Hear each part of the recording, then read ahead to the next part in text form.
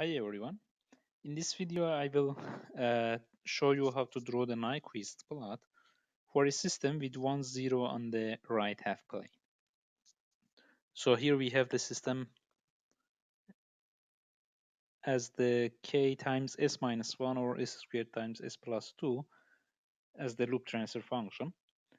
As usual, we start by setting k equal to 1, and therefore we will have L of s equal to s minus 1 over s squared times s plus 2.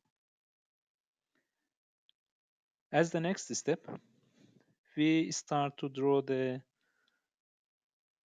poles and zeros of the loop transfer function, and then draw the Nyquist contour for the system. So here we have 1, 0 at 1, 2 poles at the origin, and 1 pole at minus 2. Now we need to draw the Nyquist contour for the system. Remember that Nyquist contour should include the whole right half plane, but it shouldn't cross any pole or any zero. So this will be the shape of the Nyquist contour that I'm going to use for this example.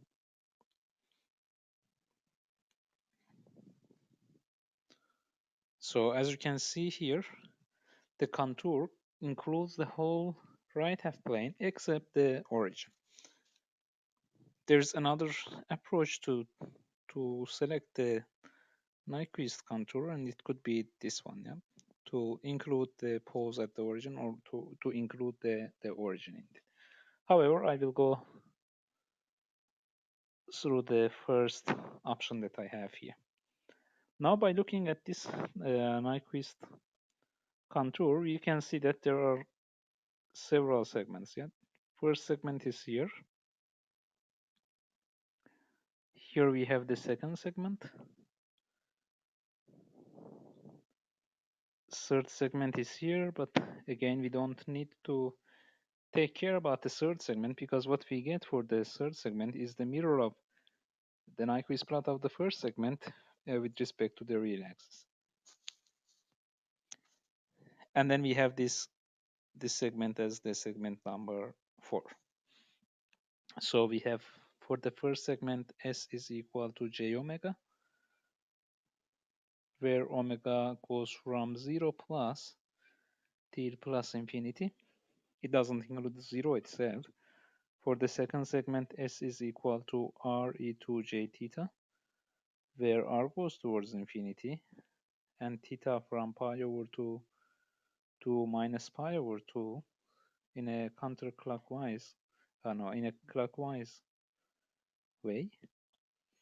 Segment 3, again, S is equal to j omega, where omega is from minus infinity until 0 minus. And for segment 4, we can have S equal to small r e2 j theta, where r goes towards 0, because we have a very small semicircle here, and theta goes from minus pi over 2 to pi over 2, in our case in a counterclockwise way, or passing through 0. Now we can start to draw the Nyquist plot for each segment, one after the other. So we will start with the segment number 1. For segment 1, we have S equal to j omega. As a result, L of S, which will be equal to L of j omega, will have the form of j omega minus 1 over j omega squared times j omega plus 2. We can find out the amplitude and angle for the L of j omega. However, as I already mentioned in one of the other videos, it's better to transform this into the body form. So we can rewrite L of j omega in the form of minus 1 minus j omega over j omega squared 2 times 1 plus j omega over 2. And now we can think about the amplitude and phase. If I start to write the phase of L of j omega, we will have phase of numerator, which is phase of minus 1. Phase of minus 1 is pi, plus phase of 1 minus j omega, which is inverse tangent of minus omega, minus phase of denominator, where we have two j omegas, which will provide us pi, and inverse tangent of omega over 2.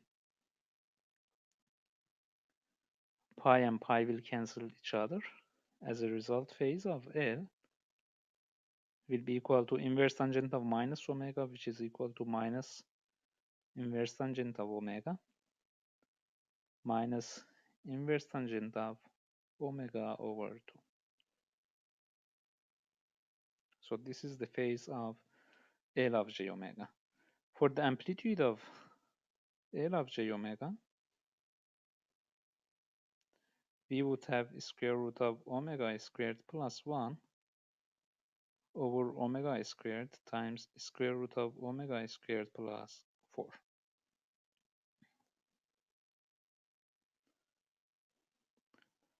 Now maybe we can also plot the amplitude and phase for the body plot of L of j omega. In terms of phase, as we can see here, we will omega equal to 0 will provide us 0 degrees, and as omega goes towards infinity, we will have minus pi over 2 from here and minus pi over 2 from there, from the second term, and as a result, we will have minus pi in the infinity. So this will be the phase of the system. In terms of amplitude, as omega, since we have two poles at the origin, we will have minus 40 decibel per decade. Then due to at omega equal to 1, we will have the effect of 0 somewhere. So minus 20 dB per decade.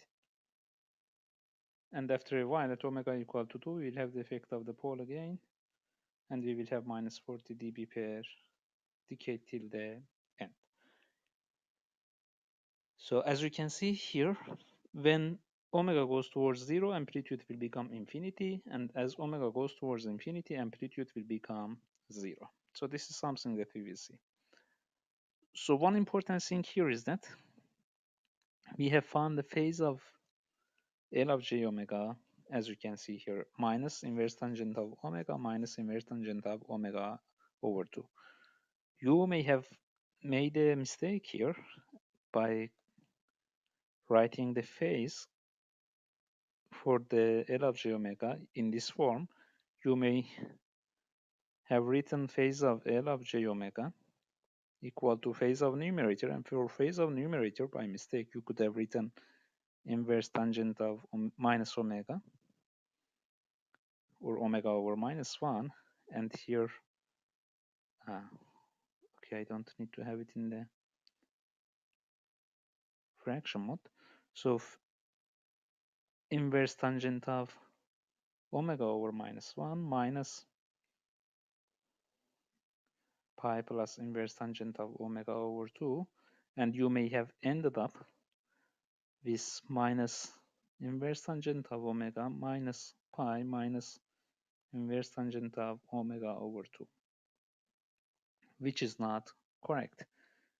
For that, if you have plotted the phase plot of the system, you would, so the difference here is minus pi, yeah? You may have ended up with something like this, which is not correct. So keep in mind that you need to have the L of j omega in the body form to be able to find out the phase of L of j omega correctly. So now we can start to draw the Nyquist plot for the system.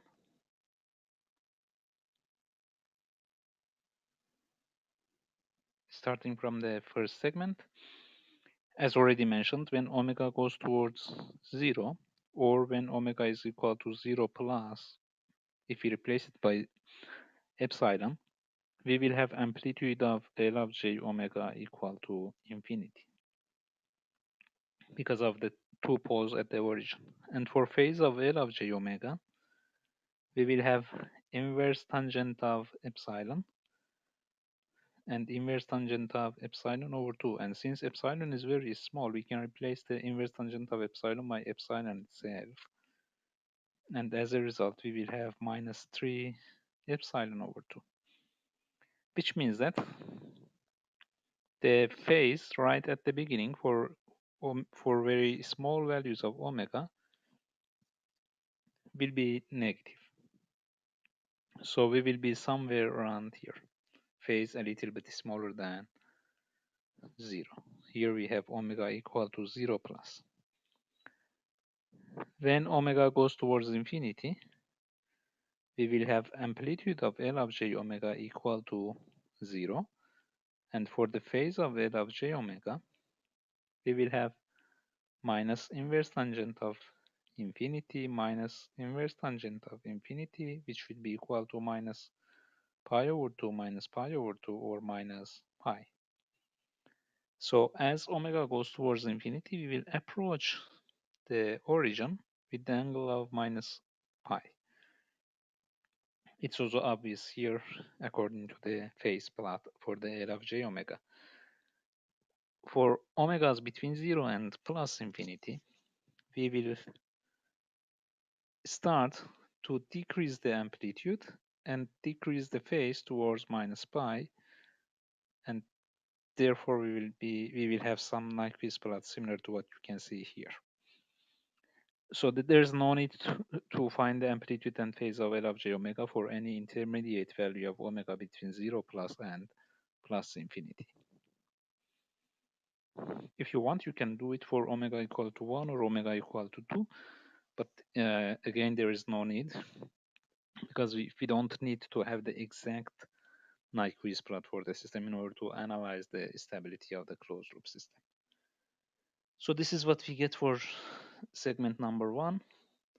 For segment number 3, we will have the mirror of this with respect to the real axis.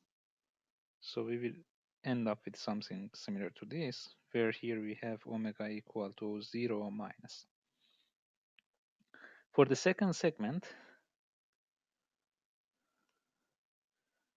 for segment 2, we have s equal to r e to j theta, where r goes towards infinity, and theta from pi over 2 to minus pi over 2. If we replace s with r e to j omega, we will have r e to j theta minus 1, r e to j theta squared, r e to j theta plus 2. And since r goes towards infinity, we can neglect this minus 1 and 2 here. And then these will be cancelled out. And we will have 1 over r squared e to j 2 theta. And since r goes towards infinity, we will end up with 0 at the end. Which means that the whole second segment will be mapped into the origin. This is for segment number 2. And this is for segment number 3. Now the only remaining segment, which may be the most difficult one, is drawing the Nyquist plot for the segment number 4. For segment number 4, we have s equal to r e to j theta, where r goes towards 0, and theta from minus pi over 2 to pi over 2 in a counterclockwise way, because we have at the vicinity of the origin, we have the contour like this. So it's like a semicircle with the radius of r and angle of theta, where theta goes from minus pi over 2 at this point, passes 0, and then arrives at pi over 2 over there. So for L of s, we will have re to j theta minus 1, re to j theta squared, re to j theta plus 2. And since r goes towards 0, we can cancel this re to j theta compared to minus 1 and plus 2.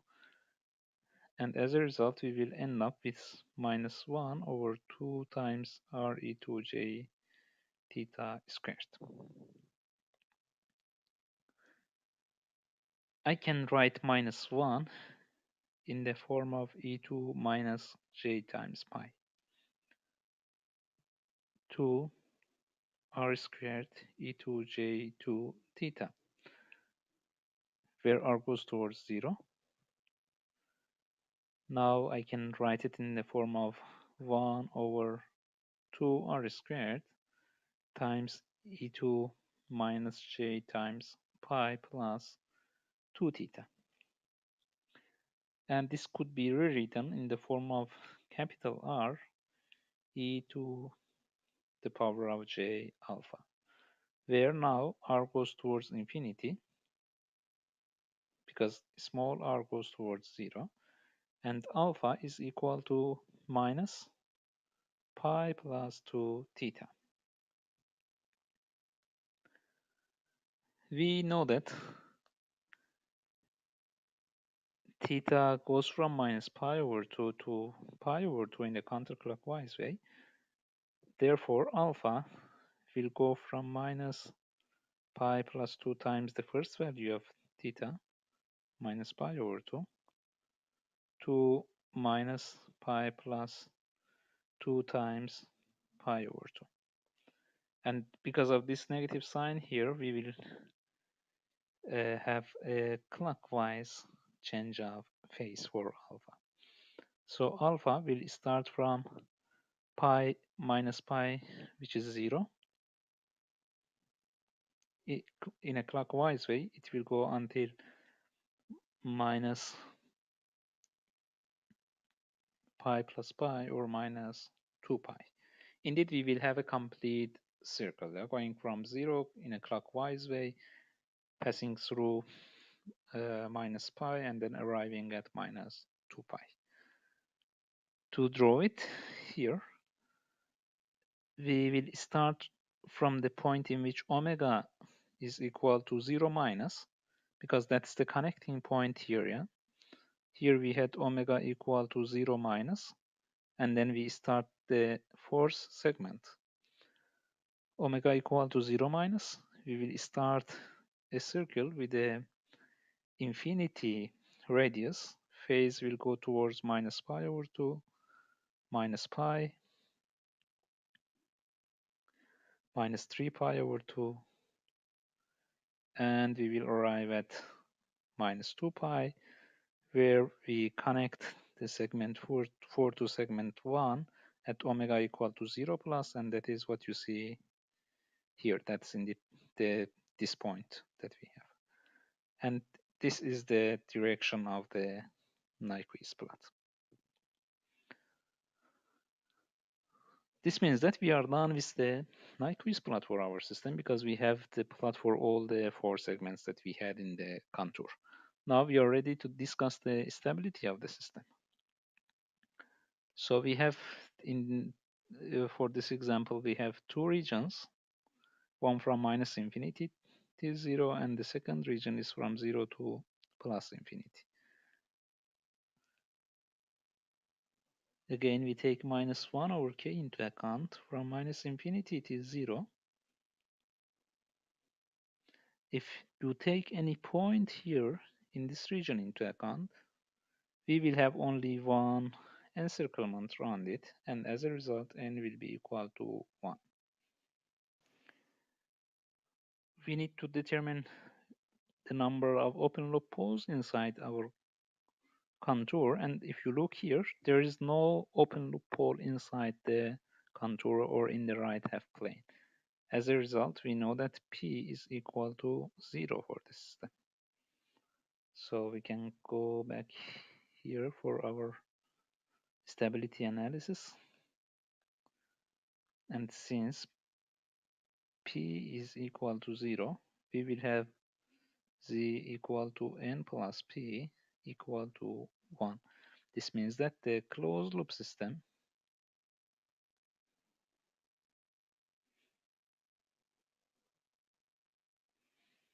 is unstable with one right half plane pole. If we take any point here in this region for minus 1 over k between 0 and plus infinity, you can see that roughly we have two encirclements. Yeah, one from this huge circle and another one from this part of the graph. So we can say that n will be equal to 2, p was equal to 0, and as a result z, which is equal to n plus p, will be equal to 2, which means that the closed loop system is unstable with two right half plane poles.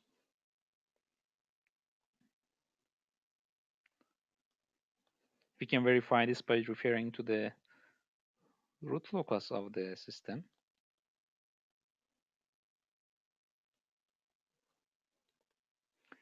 We have a 0 at minus 1, 2 poles at the origin, and 1 pole at minus 2.